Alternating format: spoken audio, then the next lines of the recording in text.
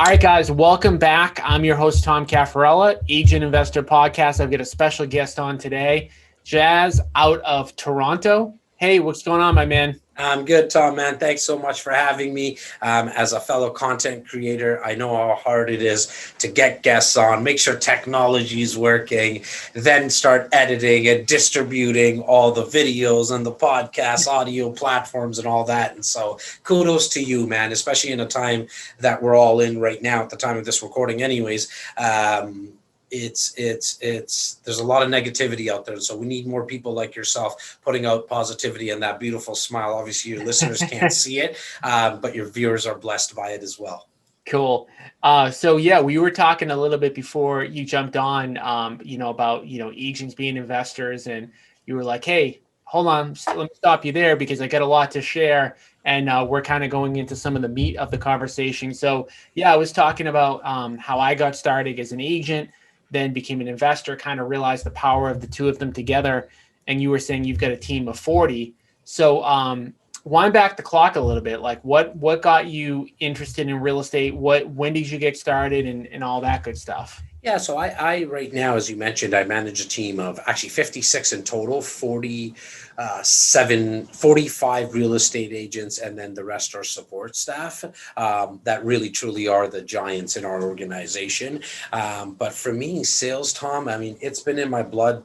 I don't think I stopped ever since I like asking milk for mommy, I never stopped. Great. Then being at 4 or 5 years of age, I was the kid to put up the hand and help the teacher with the bake sale and the book sale and all that kind of stuff. And my first job actually being paid in sales was a newspaper route. A lot of us started there, but I kept going. I worked in footwear, not the Al Bundy kind of footwear. I'm talking about helping marathon and sprinters. And so knowing product, like I needed to be really good with product knowledge. Got into the banking industry for a couple of years and then went into car sales.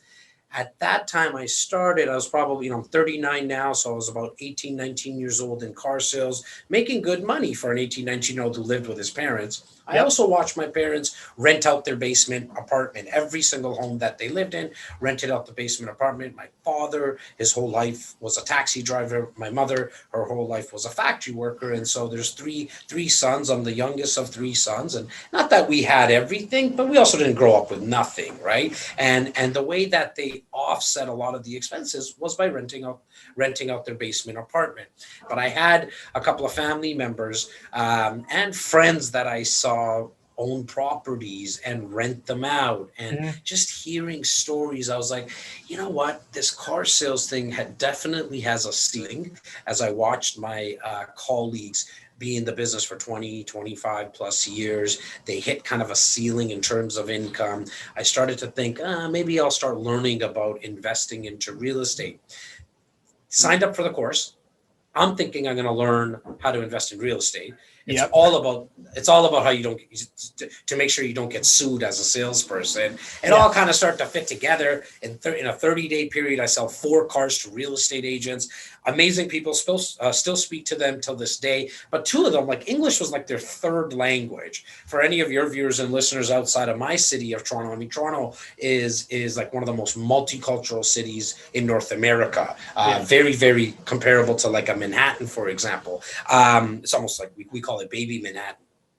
And, English is their 2nd language. And I'm like, wow, I'm looking at their credit applications as they're buying this car. I'm like, man, they're making like some really good money. I could speak English pretty well. I'm born and raised here. I like this real estate thing. That's what made me really get my license, in combination of wanting to learn how to invest. And at that time, I joined a small little boutique brokerage, then became partner within about 3-4 years. And that partner of mine passed away. We brought on a second partner. So currently, myself and my business partner now, we have this organization of 57 people. And along the way, I made sure that I picked up as many properties as I possibly can.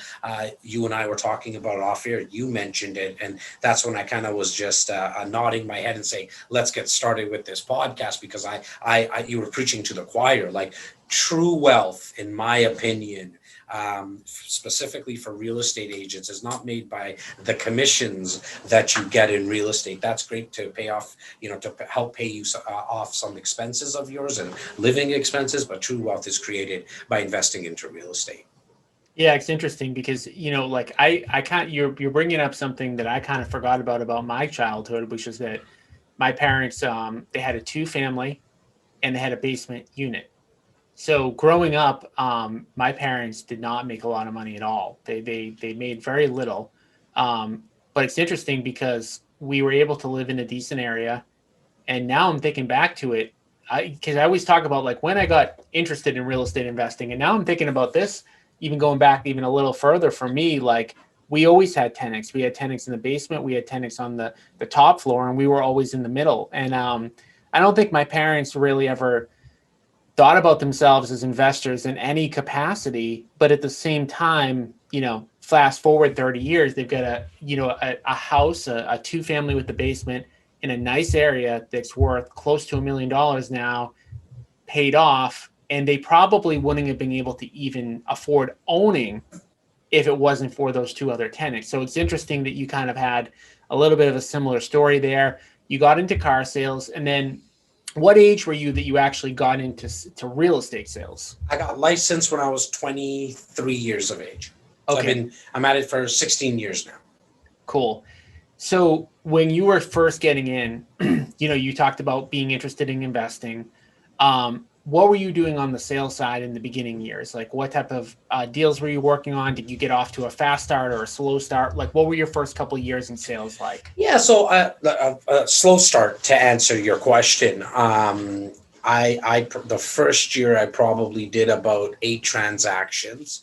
And then the second year, I remember doing probably close to 18 to 20, so a little over double. But that's after the second year, at the like finished the second year, I knew that I could last in this business because I always had that salesmanship in me, right?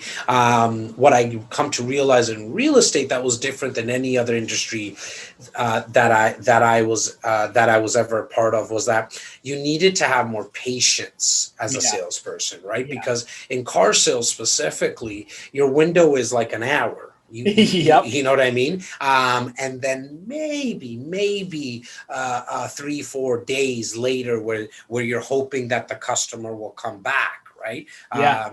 In fact, in car sales, the term is a be back, meaning that that's what they said when they left the dealership. I'll be back, and then we determine that during the week. Where in real estate, you better have some patience because a relationship or a the sales process might take 6 months, right? And then if you're pushy in the front end,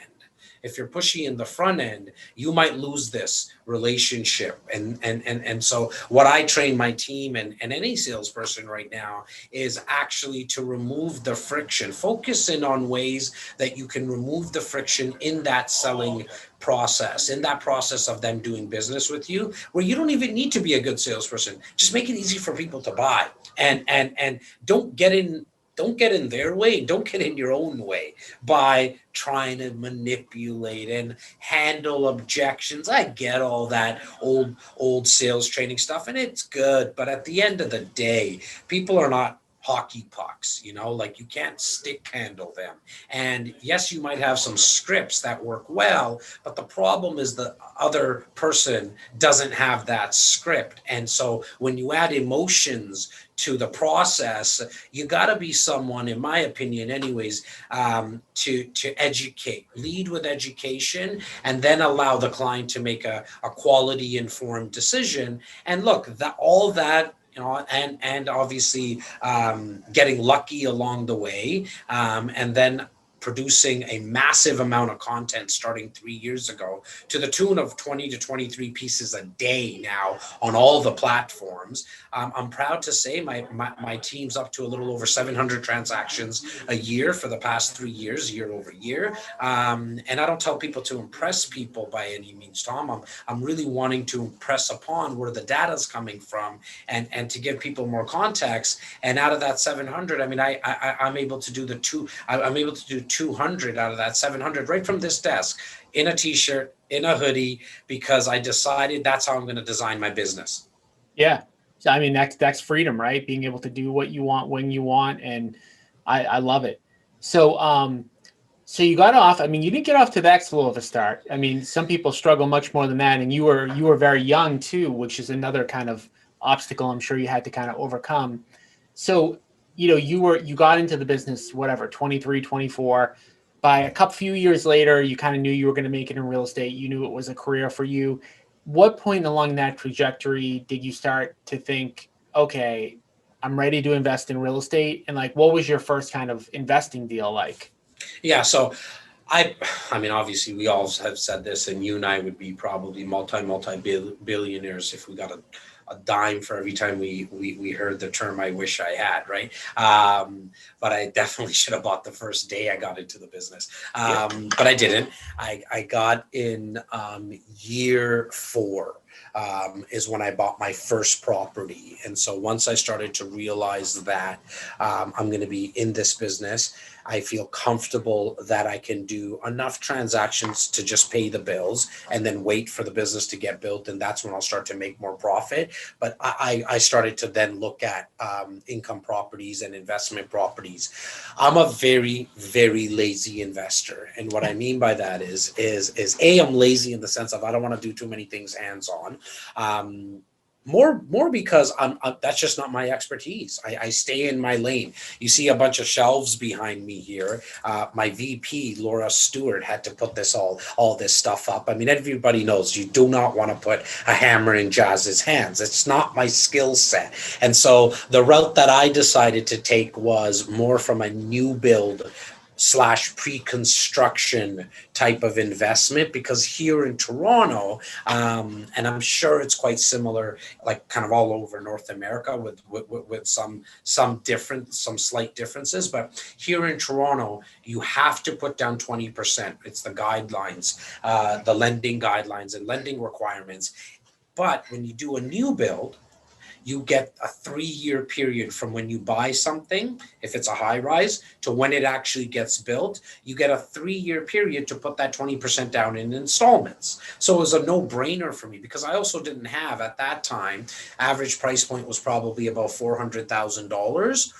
Call it, yeah, about $400,000. I didn't have the $80,000 to pay down all at once to Yep. buy a resale property. So I went down the route of this strategy, which we call new build investing, which allowed me to put down that 80,000 plus closing costs, call it $100,000 over 3 years. And it just fit because it also was a forced savings plan for me. It didn't allow me to Mhm. buy dumb shit. You know what I mean? I So never. so how does it work? So this is different. Okay. The US does not have that plan. So this is kind of interesting because like, new construction here, it's like the builder builds it, the buyer gets whatever financing they're going to get after it's built. So what you're talking about is definitely at least different than the US, which is interesting, very interesting. So what do they do along the way? Like you call it forced savings. Are you paying in every month for the down payment? Yeah, exactly. So let's call it 20% on 400,000 at that time. That's $80,000. That 80,000, because it's a high rise, 18, 15 floors and above. Okay. Some of our towers go right up to 37, 47 towers, 47 stories, right? Okay. So what that allows for is that you need time to build it. The builder needs time, and it's going to take them 3 to 3.5 years. It's why they don't need all your down payment. In fact, no title gets transferred until it actually gets built.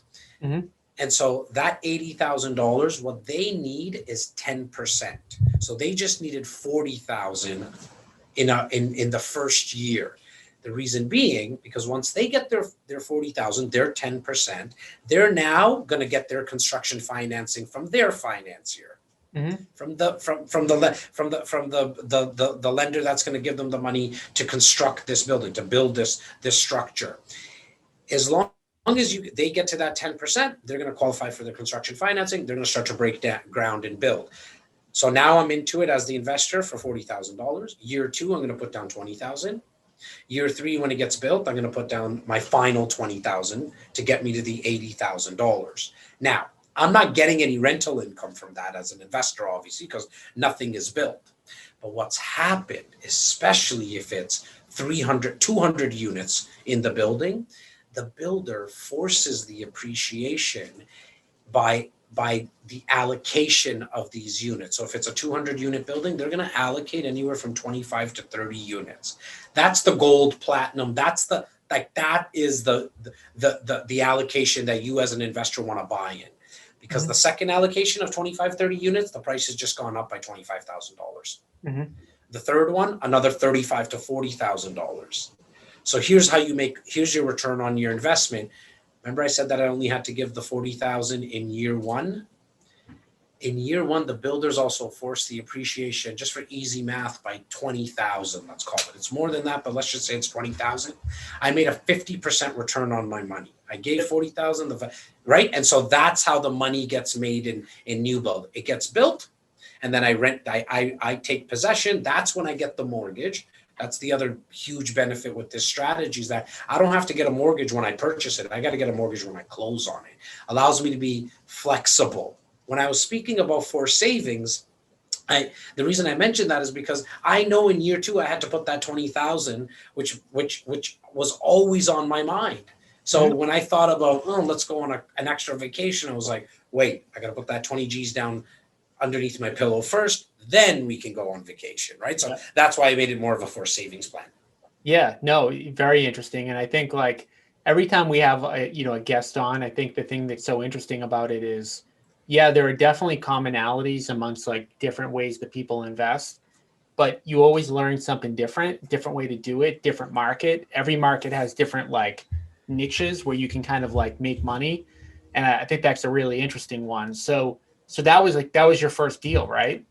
That was my first deal. That was an investment property. Just slightly before that, I bought my own principal residence, but that was my first income property. I got hooked on that strategy. I mean, I have moved on to others that we can definitely talk about, but I fell in love with that strategy because you know what? It allowed me to focus in on what I like to do, which is really build relationships and sell real estate for clients, help them at that time anyways, working with first time home buyers and smart sizers, people who are moving into bigger homes and smaller homes and all that stuff. But I didn't have to be hands-on with fixing or adding value to a property via a basement apartment or adding a story, which is all great. I help predominantly my business now, like my core business is with investors. And so I love that aspect of it. I'm not cut out for that part. Well, again, I think that's a mistake that a lot of people make, that they think, okay, I've got to do this type of investing. And it's an objection really like that I hear from agents all the time. Like, I don't want to do contracting work, or I don't know how to do it, or like all that kind of stuff. And it's like, okay, you figured out a really simple way to do it. It made sense for you. It allowed you to focus on growing your real estate business while investing at the same time. And the strategy worked. So why would you change it? So you kept doing that. And then was there any, like, over the years, you just kept accumulating properties like that? Yeah. So over the next from that period over the next 3 years, I did about two more of those, Yep. and then I always wanted to. There's one type of property that always got my juices flowing, for lack of a better term, which was a multiplex. I always wanted to own something in the downtown core of Toronto, because I know what's happened to values, right? I mean, we're very, very blessed here in what we call the Greater Toronto area, which is about a 50-mile radius of 6.6 million people.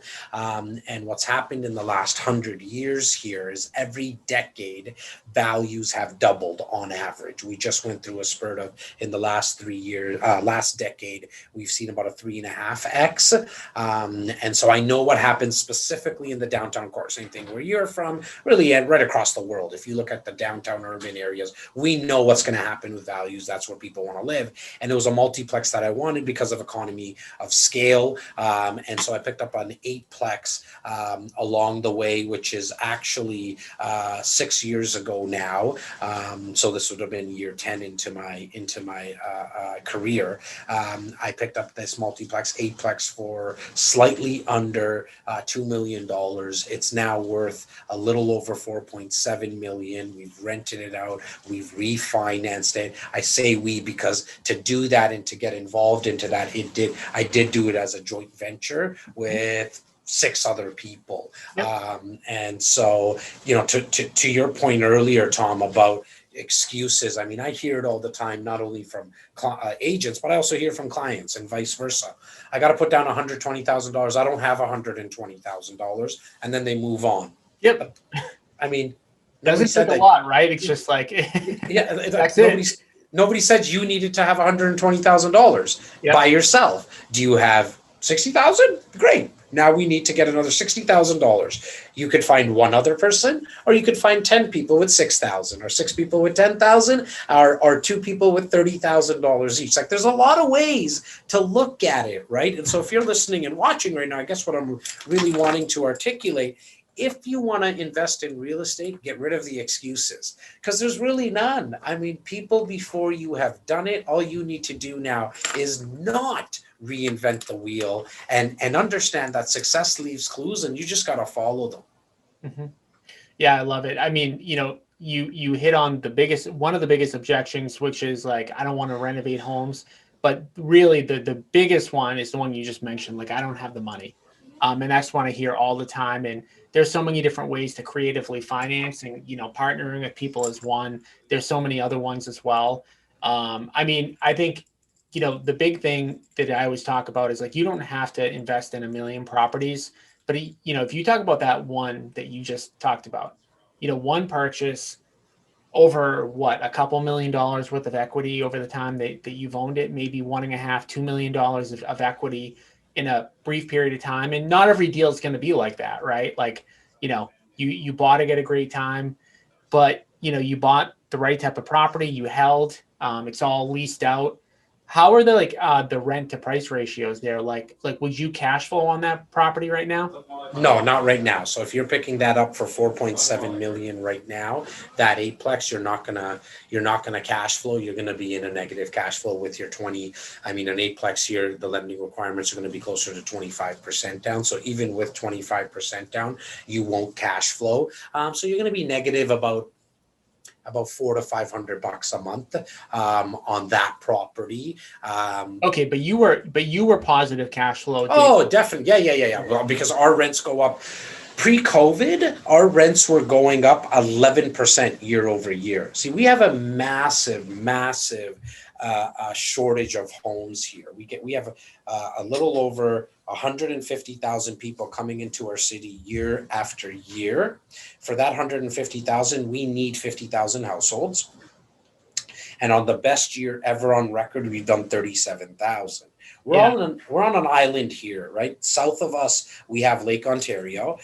We haven't figured out what Dubai's figured out and build on water yet, so you can't build there. The north part of our city, we have this legislation that came into effect 16 years ago, to be exact. It's called the Greenbelt legislation. It's to preserve the land for agriculture, and so builders, you come to our city and you go to the northern part, it's like, wow, you guys have all this land here. Yes, but we can't develop on it. And so because of that, you don't see subdivisions going out of subdivisions of homes and townhomes. You see a lot of cranes in the sky. In fact, we're number 2 in North America.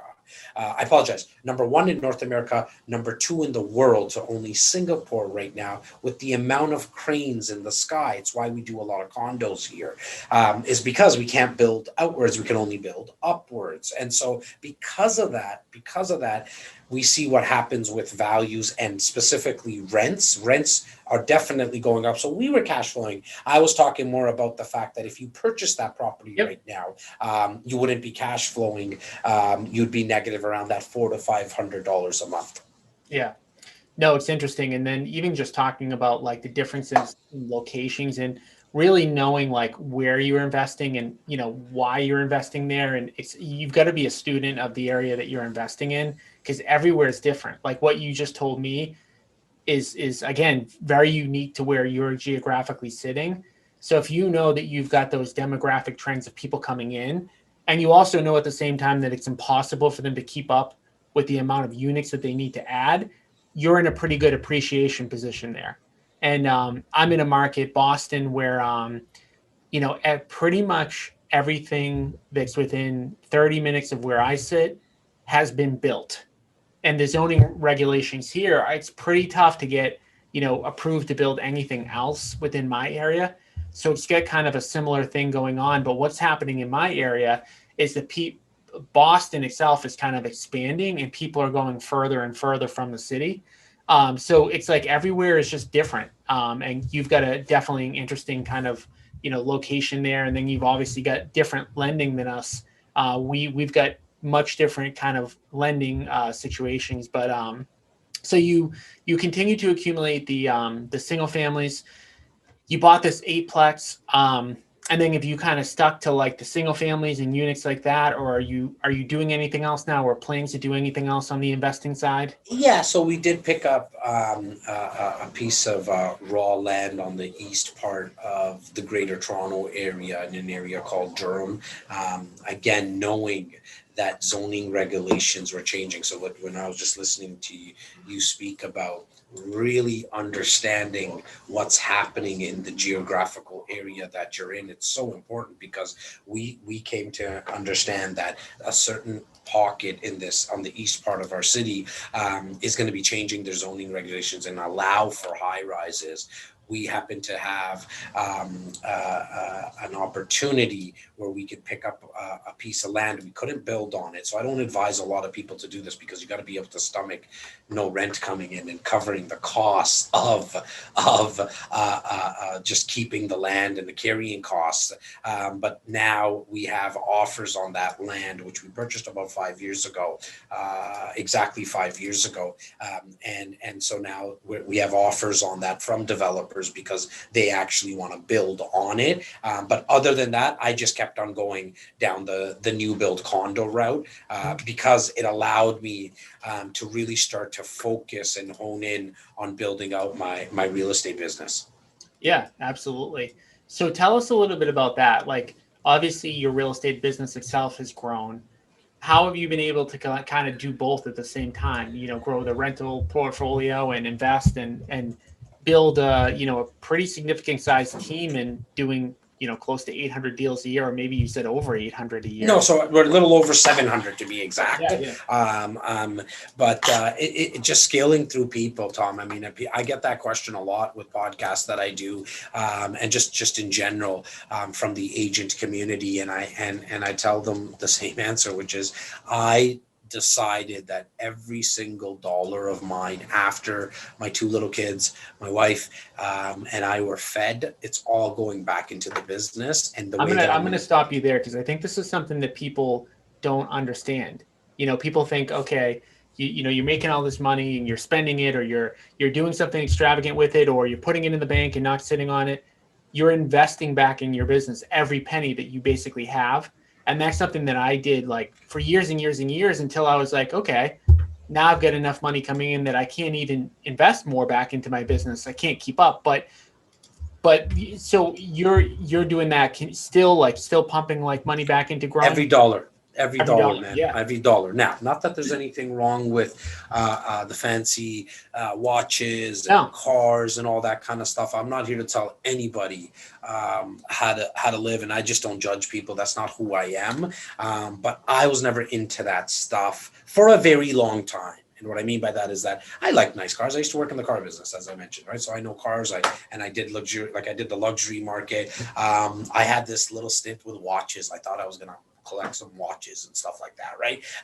Because my ex-boss, he had 15, 17 Rolexes, and they're all Breitlings, all that kind of stuff. And the values did go up. It was more of a collector's item, right? But me, I came to realize none of that stuff really mattered to me, because the novelty wore off so quickly for me. Like every new car I got, it was quicker for me to stop caring about it. Where for 3 years I was like, I love this car. The next car was 2 years. Now I'm down to You know, no exaggeration, I'm down to 3 months. 3 months later, I'm bored the heck out of my cars. Like now I'm just at that point. And so I was laughing with my team a couple of weeks ago. I was like, I think I'm just going to get Ubered in because I don't go anywhere. I don't show properties. My team does that. And so I was like, I'm just going to get Ubered in. I could do a lot of work and then Ubered back home. I haven't got there yet, but I'm close to it. But so to answer your question, Tom, I mean, every dollar over and above my family needing it, and if I need to put a little bit of money to the side for my next down payment for a new build or something, it goes right back into my business through people. Like when someone says to me, let's go, let's look at a new car or something. If it's $100,000, that's automatically 2 to 3 people to me. I think in people now, right? And so whatever I'm about to spend, it all comes down to how many more people, because I know how much I can get done.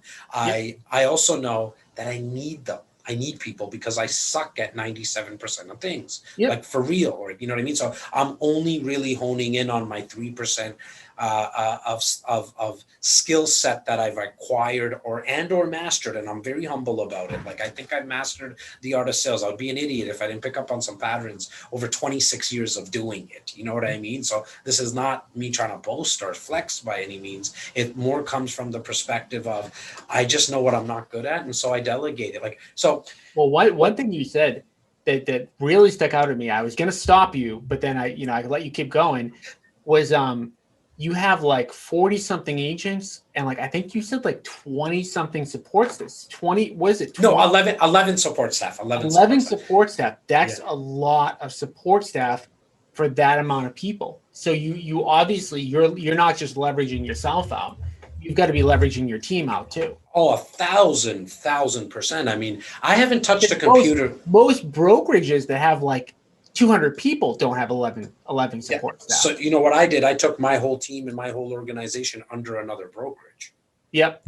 You know what I mean? So this way I can pay them 10 cents on the dollar for all the logistics and all the infrastructure. I pay them the 10 cents on the dollar, and I don't need to worry about the phones being answered at the front desk. I don't need to worry about the lights. They need to focus on all that. When there's a leak here somewhere, I don't worry about any of that stuff. It's taken care of for me. Going back to leveraging, like, and scaling with people, I haven't touched a computer in 4 years. The whole organization, everything that I do, all the content I do it all from a phone. One phone. Why? Because I just have somebody else emailing everything out. Like, I can't, you've been dealing with Geraldine now for the last couple of days. Like, she does it all. Without her, I'm not going to be able to get a lot done. But I also have like a VP. I also have a of operations, and then a creative director on my media squad, and they all get paid well, and they get paid very fairly. And I don't mean that as a joke, like I pay them too much by any means, but they get paid what they should get paid because they deserve it, right? They allow me to be on doing a podcast with you. The 47 agents are very self-sufficient. They're out and about, but we try to support them as much as we possibly can with business. So for example, about 5-6 years ago, I decided I'm only going to work with investors myself, and because those investors don't need to see properties if they're buying like a new build, it's all bought from a blueprint, so I could do that from this desk right here. That's all I'm able to do, everything I'm able to get done. Yeah, they don't need FaceTime. They don't want to waste their time talking, other than getting a deal done, right? They're like, give me the numbers, bro. Like, you know what I mean? Does the numbers make sense, Jas?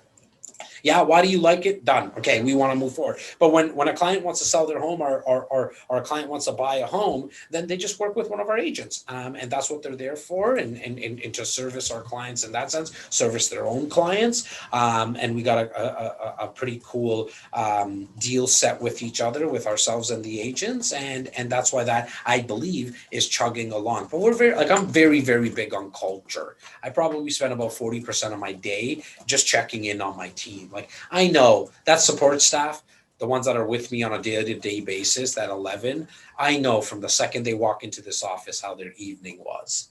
And I know, and sometimes I just let it go for the first hour because they need to work it out themselves. But if it lasts for 2, 3, 4 hours, I'm going to go for a walk with them. And I don't mean like I'm going to spend all day with them and try to baby them through it. But I know that, hey, maybe the next coffee that I get, we're going to go walk together and get that coffee, because that 7-minute conversation, I might get to find out a lot. And it might be like, shit, something's going on at home. Well, if something's going on at home, the chances of you being productive here is going to be very low. Let's go. Go deal with that. Go home. You need to go home for 2 days. It's okay. Yes, we run a pretty successful organization and we're busy, but that doesn't mean that we can't put stuff on hold for a little bit, because when I really need it, they're there. Mm-hmm. Right. And so to anybody who's listening who does manage a team, you got to get to a place, in my opinion, where you come to realize that you can't have the mindset of your staff working for you. You almost got to flip it on its own head, and you work for them, meaning check in on them as much as you possibly can. I love it. So now you said that you work exclusively with investors, and I've heard a lot of people come to this podcast and they work with investors, and investors are definitely a different breed of people. How do you attract the investor clients in? So yeah, I just do a lot of content, man, and I educate people on investing into real estate. Really, not the get rich quick scheme stuff. I mean, each to their own, and you build your own models the way that everybody wants to. But for me, it's the boring, watching paint dry, watching grass grow kind of strategy of buying and holding and refinancing. And I just talk about that ad nausea with my database, my clients. I've been cultivating and nurturing a client list of I look over to my whiteboard right now, 9,480 people for the last 16 years. I wrote a book on how to buy, sell, and invest. There's no cost for this. It's absolutely free. Any of your listeners can have it. Again, I don't sell anything. I give everything away for free, and whoever wants to do business with me can choose to do business with me. And whoever doesn't like the good-looking Indian guy who waves his hands, they can, each to their own, as I mentioned. Yeah. No, I love it. And I think, what you just showed is something that, a lot of people don't do, which is figure out what their niche is and then really service it. Right. So you create a book, you're creating crazy amounts of content. I mean, literally, I've never heard anybody, maybe outside of like Gary Vee, doing more content. So you're attracting whether you're doing it consciously or not, you're attracting the people that you want to work with, and then you're helping them and you're making money that way. And then, like you said, you still have this team that you're helping leverage out. You're obviously creating retail opportunities, which you're getting paid on those as well, but it's not taking up your time. So you're leveraging yourself out, and at the same time, investing in real estate. So it's like kind of the best really of all worlds. One of the best kind of strategies I've heard. So I love it. I love it. Buddy, you really put that in a bow, because that's exactly what I'm up to. Where when you started talking about the fact that I kind of found my niche and just started servicing them, all I speak about around to my team is we don't need any more width. We just need to focus in on depth. Keep on servicing our clients, white glove service. I started a division in my real estate company, and this is for any of your agents who are listening and I would implore them to start it, and it doesn't take a lot, and it really doesn't cost you anything. Is I branded what's called a real estate concierge service. So any of my clients, any of those 9,480 people at no cost can send us an email and need a plumber across the country, and our job is to go find them a plumber. Now, why would I do that? I tell my clients, let me peel back the curtains, because they're asked, like, why do you do this? You're not getting paid.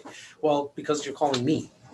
Well, and when you call me, at one point I have an opportunity to ask you if you have an appetite for an investment opportunity. And you're going to say yes or no. You say no, no problem. I'm going to follow up. And if you say yes, great. We just did some business and I got paid. Like I peel back the curtains in all of my business development. My clients know that now. Like they know. In fact, I get 50 projects on my desk every single year now, Tom, from builders that want me to push their inventory. I only pick 6 to 8. And those 6 to 8 times I get on a live webinar every other Saturday. Every other Saturday, I do a live webinar for my clients on Facebook. But out of those 26, 6 of them, I tell my clients, today, your checkbooks are not safe. I am going to sell you something. I love it. And they do exactly what you just did. They all laugh and say, okay, this guy has something today. And every other day, every other webinar, I'm doing a webinar this Saturday. Who are we doing a webinar with? We're doing the webinar with our accountant, our real estate accountant. Yep. And we're just going to educate. He's going to do his talk. 2 weeks ago, I did one with my broker. Not mortgage broker, like the owner of the real estate company. And this guy's, he's been entrenched, him and his family, in investing in real estate for 60 years. And so we just told him to come on and tell his story. But in 2.5 weeks, 2 weeks, sorry, two Saturdays from now, I'm going to say that at the start of the brunch. Today, guys, I have a developer on, and we're going to sell you. And I'm going to get very obnoxious today because I'm going to tell you which website to go to get the information. Yeah. And that's it. And they just keep going. And that's how I've done it, man. Yeah. No, I love it. So I guess in wrap up, what's the best piece of advice you could give to an agent who's like, knows they should invest in real estate, who plans to invest in real estate in some way, but just hasn't done it yet? There's a sign right above my head right now that the viewers can't see. There's one sign that they see. It says podcast, but above that, it says ready, fire, aim. Yep. We all grew up being taught, look before you leap, or ready, aim, fire. When you're investing in real estate in any bit or any getting into entrepreneurship or business, my macro thesis is start pulling the trigger as much as you can and then adjust along the way. In investing in real estate, it's actually very easy to do because everyone expects you to have some type of due diligence clause in an offer anyways. Yep. And so start pulling the trigger on a bunch of deals, start working your way through that. That doesn't mean acting quickly, doesn't mean acting stupidly. Yep. Acting quickly means that you're going to start to take action faster and then do your due diligence later on the numbers. Because Tom, you and I know the amount of times we've heard people say, let me just think about, I'm going to work my numbers on that deal. And it's gone by the time they've decided to go ahead. When in real estate, as I mentioned, it's so easy. Damn, make it due diligent, make it conditional on your lawyer's approval, Tom's approval, Laura's, anybody's approval, and just get it signed and then do your numbers. Yep. I think what you just said is really kind of the biggest issue for people is just that you're brought up to have that super, super cautious nature, and that kind of like that negatively impacts you in this space a little bit. So awesome. Well, I really appreciate you jumping on today. Tons of energy. I love it. Definitely one of the most energetic guests I've got on, which is great. Usually we have nerds like myself, just kind of, we're doing all the computer work. You're out there. Get out of here, buddy. Get out of here. It was, you made this very, very easy. I mean, obviously your viewers and listeners know how good you are at this. It was a pleasure to be hosted by you. I'm always down to do this. I'm going to have my team reach out to you as well. And let's do a little flipperoo and get on my podcast because I want to hear more of your story. Sounds good. Well, Jas, I appreciate you coming on. It was a pleasure. And guys, we'll be back again next week with another special guest at the Agent Investor Podcast. Thanks again.